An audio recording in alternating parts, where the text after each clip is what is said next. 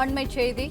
தமிழ்நாட்டில் காலியாக உள்ள 7 தொகுதிகளுக்கு இடைத்தேர்தல் எப்போது என்ற கேள்விக்கு தேர்தல் ஆணையம் தரப்பில் பதிலளிக்கப்பட்டிருக்கிறது. கூடுதல் தகவல்களை தருகிறார் எமது செய்தியாளர் ராஜகுமரன். ராஜகுமரன், வணக்கம். மேலும் விவரங்கள். அதிமுகவிலிருந்து பல சட்டமன்ற உறுப்பினர்கள் ஏறக்கூடிய 6 பேர் தங்களுடைய சட்டமன்ற உறுப்பினர் பதவியை ராஜினாமா செய்து தமிழக வெற்றிக் கழகத்தில் இணைந்திருக்கின்றார்கள்.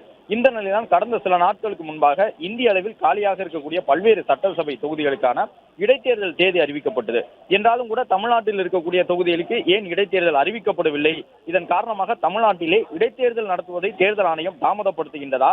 இதற்கு பின்னணியிலே ஏதேனும் அரசியல் காரணங்கள் இருக்குமா என்பதை போன்ற கேள்விகள் எல்லாம் எழுந்து வந்தன. இந்த நிலையில் தான் டெல்லியில் நடைபெற்ற ஒரு கூட்டத்திலே தற்பொழுது தலைமை தேர்தல் ஆணையர் ஞானேஷ்குமார் இது குறித்து விளக்கம் அளித்திருக்கின்றார். அதாவது தமிழகத்திலே பல சட்டப்பேரவை தொகுதிகளுக்கு காலியாக இருக்கக்கூடிய தொகுதிகளுக்கெல்லாம் தேர்தல் வழக்குகள் நிலுவையில் இருக்கின்றன. அவர்களுடைய ராஜினாமாவை ஏற்கக்கூடாது என்பதை போன்ற வழக்குகளாக அவை நீதிமன்றத்தில் நிலுவையில் இருக்கின்றன.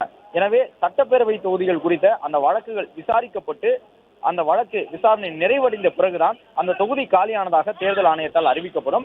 எனவே தமிழ்நாட்டில் சட்டப்பேரவை தொகுதியில் காலியானதாக அறிவிக்கப்பட்டவுடன் தேர்தல் தேதி அறிவிக்கப்படும் என்ற ஒரு தகவலை தலைமை தேர்தல் ஆணையர் ஞானேஷ்குமார் தெரிவித்திருக்கின்றார். தமிழ்நாட்டில் இடைத்தேர்தல் நடத்துவதற்கு எதிராக வழக்குகள் நீதிமன்றத்தில் நிலுவையில் இருக்கின்றன.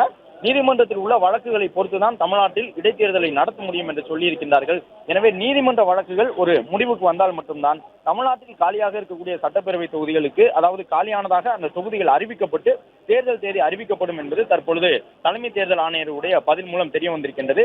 எனவே முதலமைச்சர் விஜய் போட்டியிட்டு தன்னுடைய உறுப்பினர் பதவியை ராஜினாமா செய்த தொகுதியான திருச்சி கிழக்கு மற்றும் அதிமுகவினுடைய சட்டமன்ற உறுப்பினர்களாக இருந்து பதவியை ராஜினாமா செய்து தாவேகாவில் இணைந்திருக்கக்கூடியவர்களுடைய சட்டப்பேரவை தொகுதிகளுக்கான அந்த இடைத்தேர்தல் தேதி என்பது நீதிமன்ற வழக்குகளை பொறுத்துதான் தீர்மானிக்கப்படும் என்பது தற்போது தெரிய வந்திருக்கின்றது.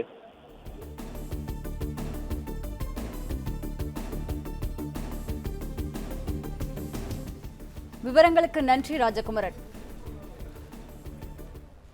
மற்றும் ஆப் ஸ்டோரில் இருந்து பாலிமர் செயலியை QR கோடு மூலம் பதிவிறக்கம் செய்யுங்கள். செய்திகளை உடனுக்குடன் பெறுங்கள்.